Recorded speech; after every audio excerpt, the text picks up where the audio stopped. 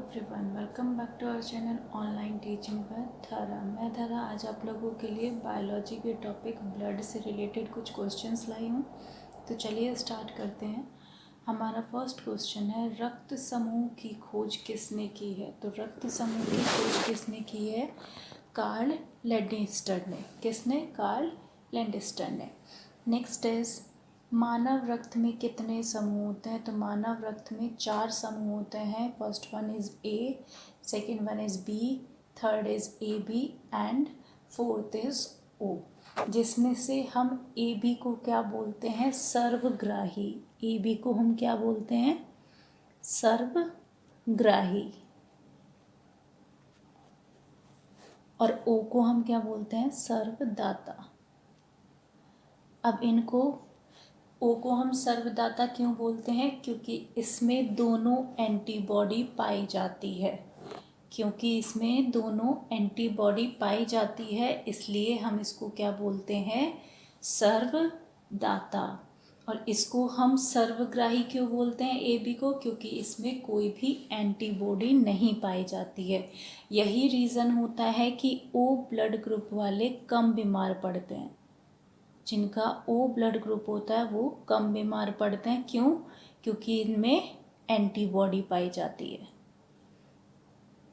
और सर्वग्राही जो है means A B blood group वाले, ये सबसे ज़्यादा बीमार पड़ते हैं क्योंकि इनमें एंटीबॉडी नहीं पाई जाती है। नेक्स्ट इज, कौन सा रक्त समूह सर्वग्राही होता है? अभी बताया सर्वग्राही कौन सा होता है? ए बी होता है। और क्यों होता है? क्योंकि एंटीबॉडी नहीं पाई जाती है। क्योंकि इसमें एंटीबॉडी नहीं पाई जाती है। कौन सा रक्त वर्ग सर्वदाता होता है? ओ होता है, क्योंकि इसमें क्या पाया जाता है? दोनों एंटीबॉडी पाई जाती है। नेक्स्ट इज, मानव रक्त में कितने % प्लाज्मा होता है? तो ब्लड है, ब्लड के 2 पार्ट्स होते हैं। First one is plasma, second one is रुधिराणु। इन्होंने प्लाज्मा में पूछा है। प्लाज्मा आपका लिक्विड पार्ट होता है और इसमें 60% प्लाज्मा होता है ब्लड में। ठीक है, प्लाज्मा कितना होता है? 60% और रुधिराणु कितना होता है? 40%। नेक्स्ट इज, प्लाज्मा में कितने % जल होता है? तो ब्लड का जो पार्ट है वो 2 होते हैं। क्या आपका?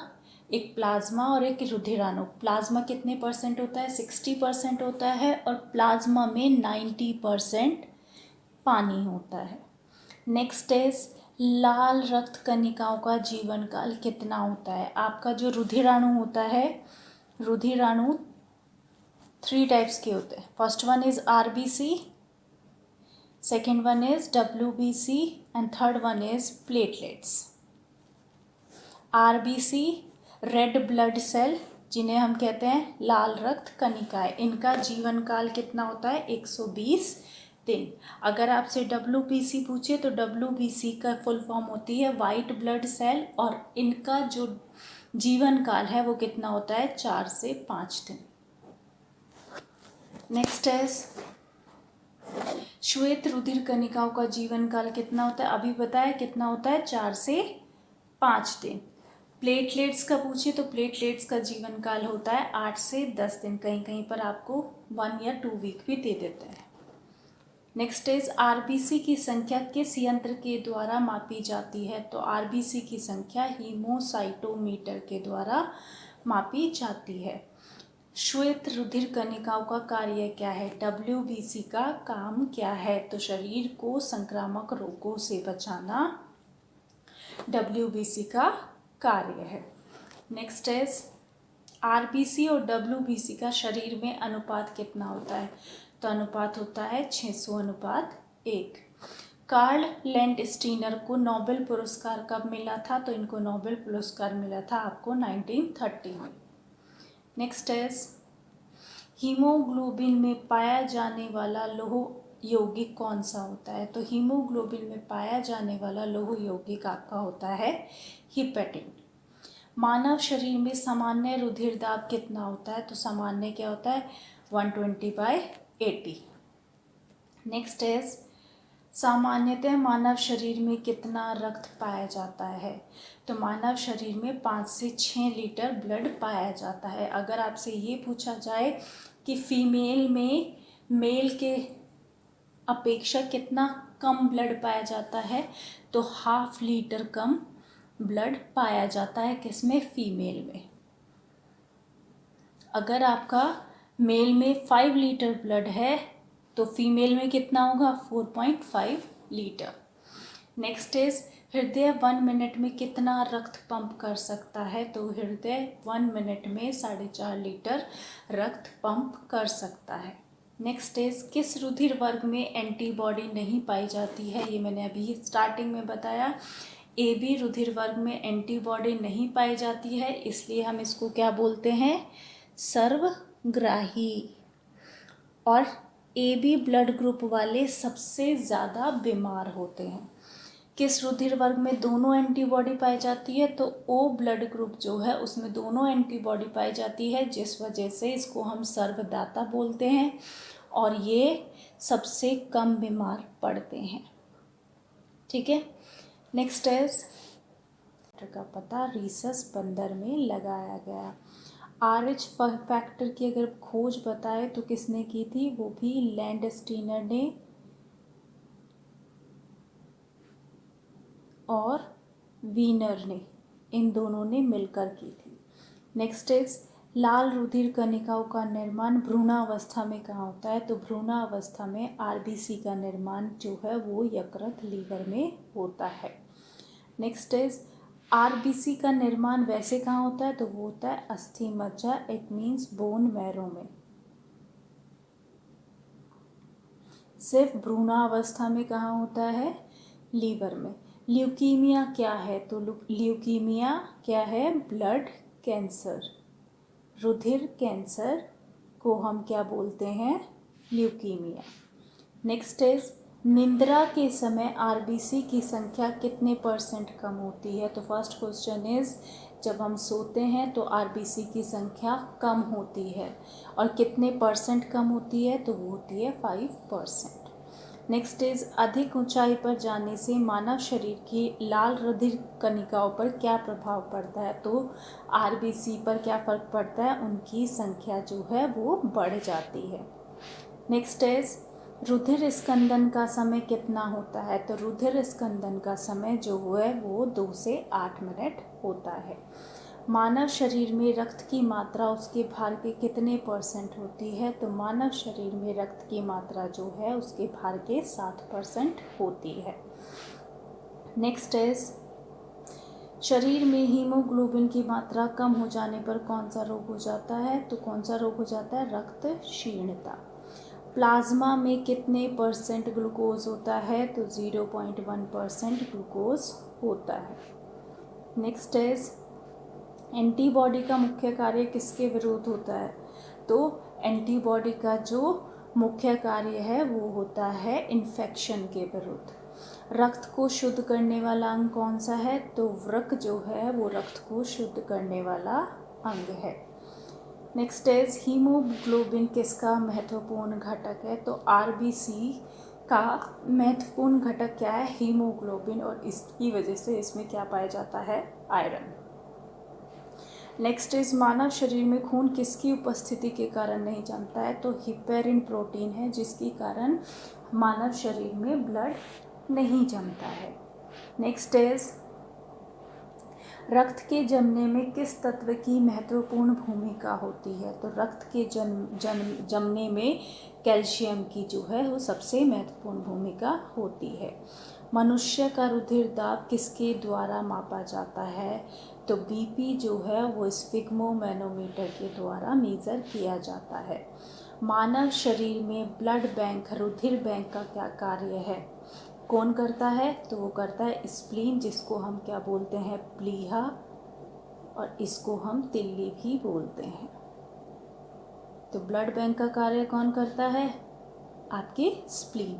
सर्वप्रथम रक्त परिसंचरण तंत्र का अध्ययन किसने किया था? तो विलियम हार्वे ने रक्त परिसंचरण तंत्र का अध्ययन किया था। मानव शरीर की शुद्धिकरण की प्रक्रिया क्या कहलाती है? तो मानव शरीर की शुद्धिकरण की प्रक्रिया डायलिसिस कहलाती है। वयस्क में आरबीसी का निर्माण कहाँ होता है? तो यह भी बताया गया था, अस्थि मज्जा में, इट मीन्स बोन मैरो में। नेक्स्ट इज रक्त का पीएच मान कितना होता है? तो ब्लड की जो पीएच वैल्यू है वो 7.4 होती है। पीएच वैल्यू क्या होता है? पोटेंशियल ऑफ हाइड्रोजन, ठीक है। फुल फॉर्म क्या है? पोटेंशियल ऑफ हाइड्रोजन, ये पीएच वैल्यू की फुल फॉर्म होती है। अगर किसी भी चीज़ की वैल्यू 7 से लेस देन है, 7 से लेस देन है, तो वो अम्लीय होगी। कैसी होगी? अम्लीय। अगर 7 से ज़्यादा है तो वो आपकी क्या होगी? क्षारीय। और अगर 7 के इक्वल है तो वो आपका क्या हो जाएगा? न्यूट्रल। तो ब्लड की पीएच वैल्यू 7.4 है, जो कि 7 से ग्रेटर है, तो इसलिए ब्लड कैसा होता है? वो होता है क्षारीय, it means basic. Next is महिलाओं में रक्त की मात्रा पुरुषों की तुलना में कितनी होती है? तो महिलाओं में रक्त की मात्रा पुरुषों की तुलना में आधा लीटर कम होती है। नेक्स्ट इज रक्त का अध्ययन क्या कहलाता है? तो रक्त का अध्ययन सेरोलॉजी या हेमेटोलॉजी कहलाता है। रक्त किस प्रकार का उत्तक है? रक्त एक तरल संयोजी उत्तक है। और अगर आपसे कोलाइड पूछे तो ये आपका प्राकृतिक कोलाइड है। कैसा है? Natural collide. नेक्स्ट इज रक्त के कितने भाग होते हैं? तो रक्त के 2 भाग होते हैं। फर्स्ट वन प्लाज्मा और सेकेंड वन इज रुधिराणु। प्लाज्मा कितने परसेंट होता है? तो प्लाज्मा होता है 60% और रुधिराणु होता है 40%। अगर आपसे पूछे प्लाज्मा और रुधिराणु में कौन सा लिक्विड पार्ट होता है? तो प्लाज्मा आपका कैसा होता है? Liquid part. प्लाज्मा में 2 प्रोटीन पाए जाते हैं आपका, एक होता है फाइब्रिनोजेन। तो प्लाज्मा में 2 प्रोटीन पाए जाते हैं, जिसमें से फर्स्ट है आपका फाइब्रिनोजेन एंड सेकंड है प्रोथ्रोम्बिन।